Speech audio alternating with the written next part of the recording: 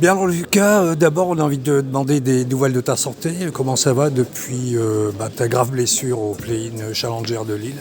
Ça va mieux, le tendon d'Achille s'est bien remis. Après malheureusement j'avais dû me faire opérer du poignet. Donc, pour l'instant je suis encore le process de rééducation, de reprise pour essayer de pouvoir retaper prochainement. Donc c'est encore prématuré de donner une date pour une éventuelle reprise. Ouais, j'ai toujours pas repris la raquette, donc à partir du moment où je reprendrai l'entraînement, il me faudra quelques mois d'entraînement avant de pouvoir repenser faire des matchs. Donc, pour l'instant c'est un peu prématuré.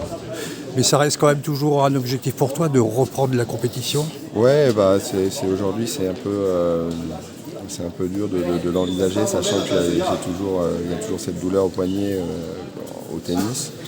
Après voilà, j'attends le moment où la douleur disparaîtra et à partir de là on verra comment je suis physiquement notamment pour pouvoir revenir. Alors ça dit, tu restes totalement dans le tennis puisque depuis quelque temps tu entraînes notamment Arthur Rinderknecht avec réussite. Comment c'est arrivé cette collaboration? Ouais, c'est Arthur qui est venu me demander pendant le tournoi de Roland-Garros si je pouvais l'aider et faire des semaines avec lui. Et donc voilà, depuis début juin, on a commencé ensemble.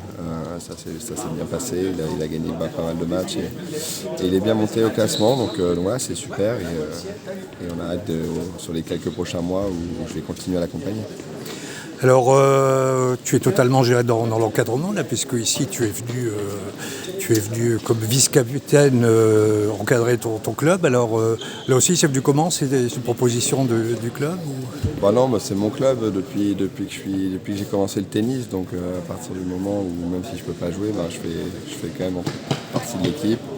Je pourrais pas faire toutes les rencontres, mais voilà, c'était le premier match à la maison, il n'y en a que deux. Donc c'était important d'être là pour l'équipe, pour les gens du club, pour la mairie qui investit dans le tennis depuis tant d'années.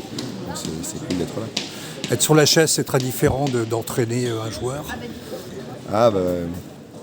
Être sur la chaise, non, là aujourd'hui, moi Robin je le connais pas très bien, donc c'est essayer de lui donner des petits conseils de ce que je vois sur le moment, mais c'est surtout de l'encouragement et voilà, essayer de l'accompagner tout au long du match. En tout cas, il a fait de belles performances aujourd'hui. Il a fait une belle performance, il a super bien joué, mais je m'étais déjà entraîné plusieurs fois avec lui, je l'avais joué, je sais qu'il est capable de jouer à un très haut niveau et il l'a montré aujourd'hui.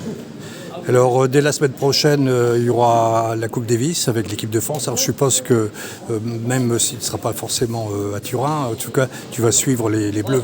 Ouais, bien sûr, de toute façon, toujours cet amour du maillot de l'équipe de France. Je vais les suivre à partir de mardi contre la Belgique. Ça va être une belle rencontre. Il y a deux belles équipes. Donc, j'espère qu'ils vont aller le plus loin possible. Alors c'est une nouvelle formule encore qui a été adoptée, très différente de celle quand tu avais gagné la Coupe Davis avec l'équipe de France. Qu'est-ce que tu en penses? J'avais déjà donné mon avis sur ce que je pensais de la Coupe Davis, qu'aujourd'hui oui il faut un renouveau, oui il faut penser à changer le format. Je pense que le home and away il est quand même malgré tout ce qui convient le mieux je trouve à la Coupe Davis. Mais aujourd'hui je pense qu'il faut rendre cette compétition un peu plus rare et c'est la rareté qui rendra un peu cet événement de nouveau exceptionnel comme il l'était à l'époque. Merci Lucas. Merci.